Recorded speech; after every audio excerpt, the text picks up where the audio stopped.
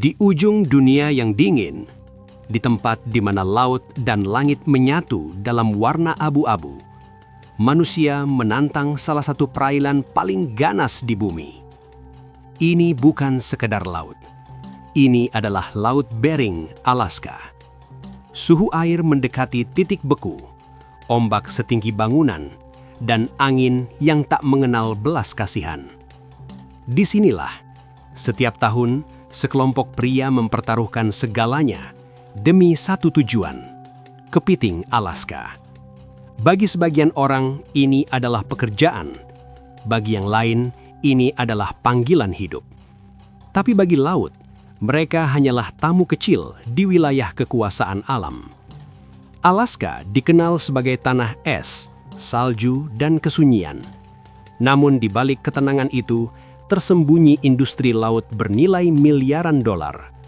Kepiting Alaska, terutama king crab dan snow crab, dianggap sebagai salah satu hasil laut paling berharga di dunia. Teksturnya lembut, rasanya manis, dan harganya bisa mencapai jutaan rupiah per kilogram. Tapi harga mahal itu dibayar dengan resiko yang jauh lebih mahal. Musim berburu kepiting Alaska hanya berlangsung beberapa minggu dalam setahun.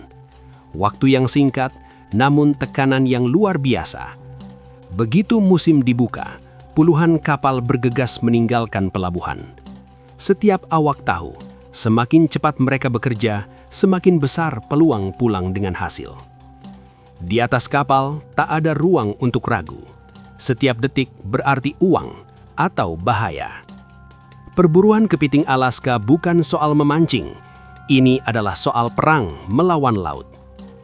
Perangkap baja seberat ratusan kilogram diturunkan ke dasar laut sedalam ratusan meter.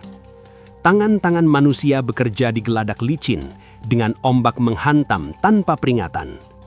Satu kesalahan kecil, satu pijakan yang meleset, dan seseorang bisa terseret ke laut beku.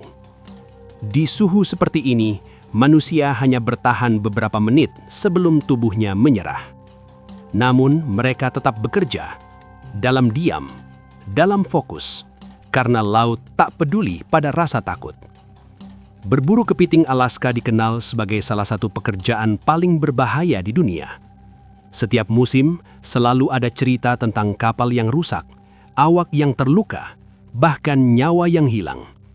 Tapi anehnya, setiap tahun mereka kembali. Bukan karena laut menjadi lebih ramah, melainkan karena manusia selalu percaya bahwa kali ini mereka akan selamat. Di balik jaket tebal dan wajah keras para awak kapal, ada cerita yang jarang terlihat kamera. Ada ayah yang ingin menyekolahkan anaknya. Ada suami yang ingin pulang membawa harapan. Ada pemuda yang mencoba membuktikan dirinya pada dunia. Di tengah badai dan dingin, yang mereka pikirkan bukan kemewahan, melainkan satu hal sederhana: pulang. Ketika perangkap diangkat kembali ke permukaan, ketegangan berubah menjadi harapan. Kepiting hidup memenuhi dek kapal, hasil dari perjuangan, rasa sakit, dan keberanian. Bagi industri global, ini adalah komoditas bernilai tinggi. Namun bagi para nelayan, ini adalah bukti bahwa mereka berhasil mengalahkan laut, setidaknya untuk hari ini. Namun laut tidak bisa dieksploitasi tanpa batas. Pemerintah Alaska memberlakukan aturan ketat, ukuran kepiting, jumlah tangkapan, dan musim yang sangat terbatas. Semua ini dilakukan agar satu hal tetap terjaga: keseimbangan alam. Karena jika laut rusak, bukan hanya kepiting yang hilang, tetapi juga kehidupan manusia yang bergantung padanya. Berburu kepiting Alaska bukan sekedar kisah tentang hasil laut mahal. Ini adalah kisah tentang manusia yang melawan alam, namun juga bergantung padanya. Tentang keberanian, ketakutan, dan harapan yang dibawa pulang bersama kapal. Di ujung dunia yang dingin, di tengah laut yang tak pernah jinak, manusia terus datang, bukan untuk menaklukkan alam, melainkan untuk bertahan hidup di dalamnya. Dan selama laut masih berombak, kisah ini akan terus berulang.